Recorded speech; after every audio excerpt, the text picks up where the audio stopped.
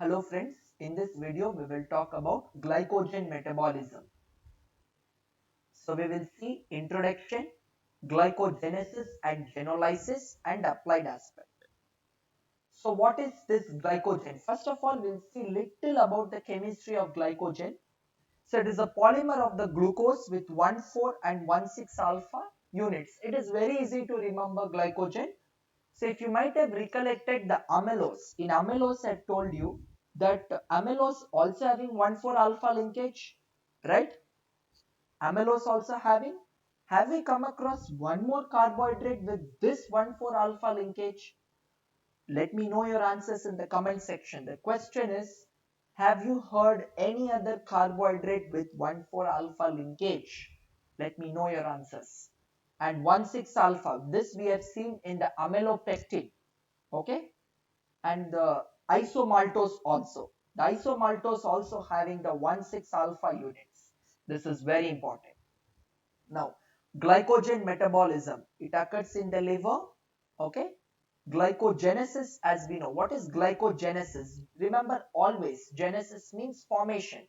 It's the formation of the glycogen. Glycogenolysis, lysis means breakdown. It is a sequential breakdown of glycogen. So we'll see one by one. Glycogenesis. So let us see how the glycogen is forming. So this is glycogenin, okay?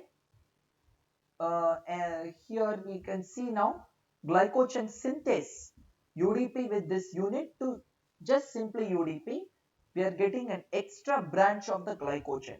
So extra UDP with this branch is getting added here, the red color which you are seeing, okay? And now this branching enzyme transfers 6 glucose residues to form a new branch. Now 1,4 alpha is being formed successfully. 1,4 alpha successfully formed. Okay. Now we have to form the 1,6 alpha.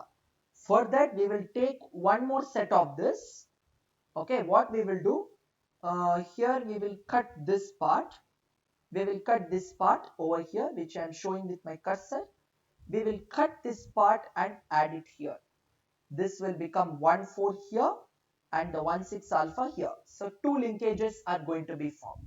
And like this, if we keep assembling, many units will keep assembling, we'll get this beautiful structure, that is our glycogen, such an important molecule in our life. Okay, so this is glycogenesis. Let's see with the regulation. So it's very easy. Adenylate cyclase first activated by glucagon in the liver, epinephrine in the muscle. This is happening in the plasma membrane. Now this adenylate cyclase which is activated is converting ATP to cyclic AMP, then cyclic AMP to 5-AMP. Okay, just this enzyme is not very important, but just remember cyclic AMP to 5-AMP. That's important. Now this cyclic AMP will activate protein kinase. Then the protein kinase is going to inactivate, not activate. It is going to inactivate glycogen synthase. Two varieties are there, A and B. So A becomes B by phosphorylation. Reverse, obviously, dephosphorylation. Okay. So this is the regulation.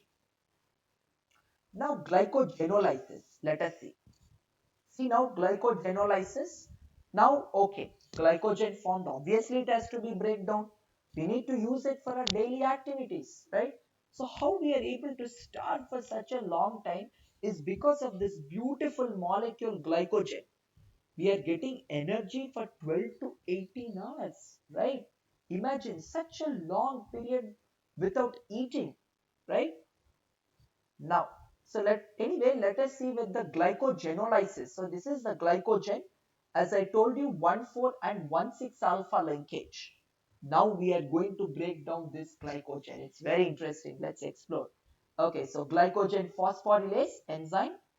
So there is glucose 1-phosphate. What is this blue thing we are seeing is the glucose 1-phosphate. One by one it will be released. So somewhat we will get it like this. Okay. Now GPS, our glycogen phosphorylase, remember it as GPS. It will stop. Okay. Then there is a transferase, and then we'll get this new thing over here. Here we are going to get this new branching. Transferase enzyme, so transfers trisaccharide unit to another branch. Now this free glucose will be released. This is actually a free glucose which is there. Now we are getting rid of this, releasing it. Okay. So what is happening? No 1,6 alpha, only 1,4 alpha we are observing. So we are taking down one by one. First we are taking out glucose 1-phosphate, then the 1,6 alpha, and last only 1,4 alpha. Okay. Okay, so by glycogen phosphorylase, one by one 1,4 alpha bonds, we are breaking it and individual glycogen units can be seen. So this is glycogenolysis.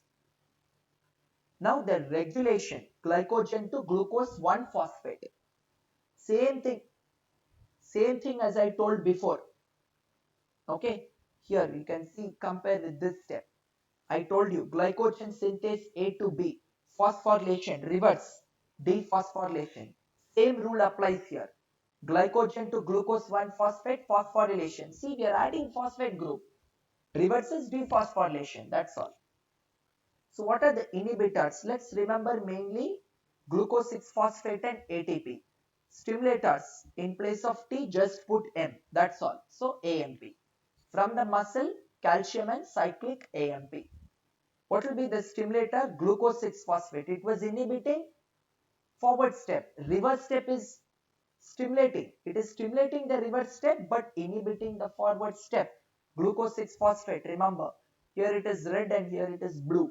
Blue is indicating that it's stimulating. Here it is inhibiting. That's the difference. Now let's compare with the glycogenesis. The same thing repeats. As I told you in glycogenesis, what is the extra point we have to remember is this. So this is extra, what we have to remember is we have PPK. So remember, PPK is phosphorylase kinase, and GPS, I told you, glycogen phosphorylase A. Remember your GPS monitor in your car. Okay. So now let us see. So now protein kinase is going to activate phosphorylase kinase. But what was it doing in the glycogenesis? It was inactivating glycogen synthase. Just compare and see, you will know.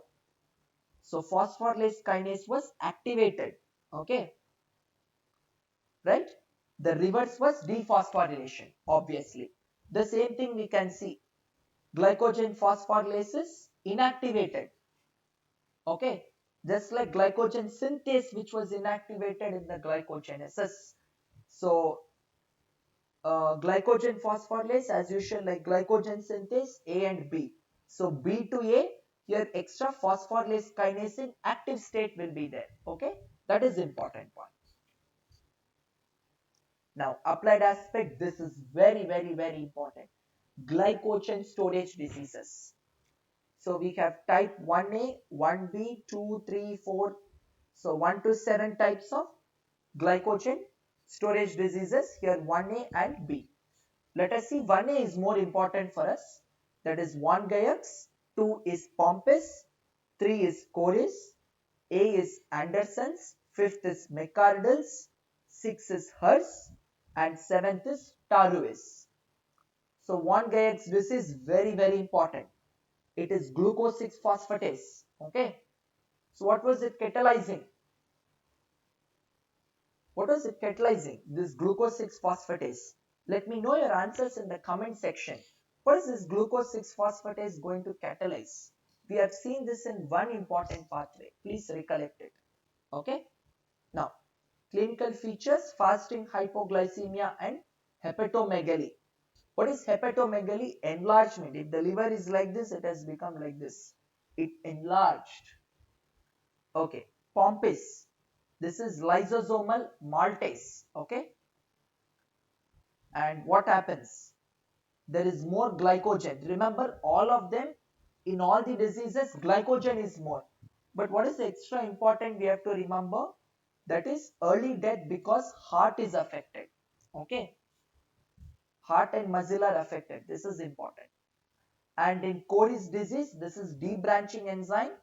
Here, what is important? Increased dextrin, fasting hypoglycemia.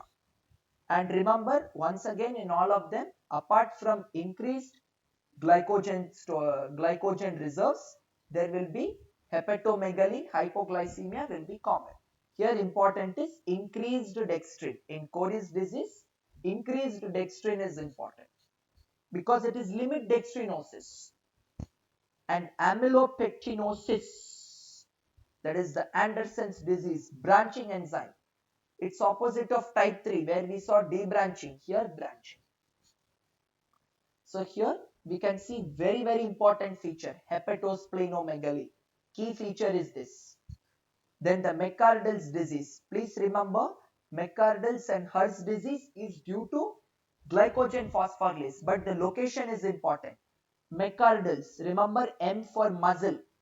McArdle is there, M for muzzle, that's it. Hurst's disease is the liver, okay. So what is happening in McArdle's?